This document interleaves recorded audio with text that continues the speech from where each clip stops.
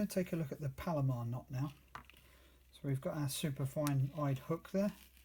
We're going to take our main line and make a loop in it, like so. Quite a large loop.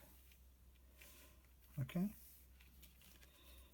And it doesn't matter from which side. It's very important to use a straight eyed hook for this one, not an outturned one that goes up here, but a straight eyed hook. I'm going to take the loop, pass it through the eye of the hook like that,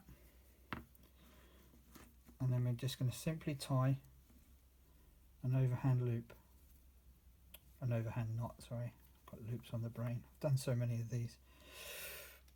So it's a simple, we've put the loop through the eye of the hook and tied an overhand knot using the loop like that. Okay, now we need to put the hook through the loop like so,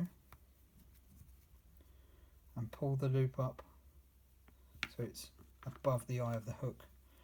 Then we're going to lubricate that and just ever so gently tease the knot up to the eye of the hook. It's very important you do that carefully, because tying this knot you can actually damage the line if you don't do it carefully. You may even need to tighten that loop up a little.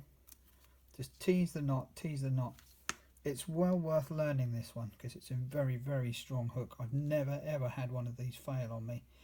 So great hook for carp fishing or using eyed hooks that doesn't have a hair.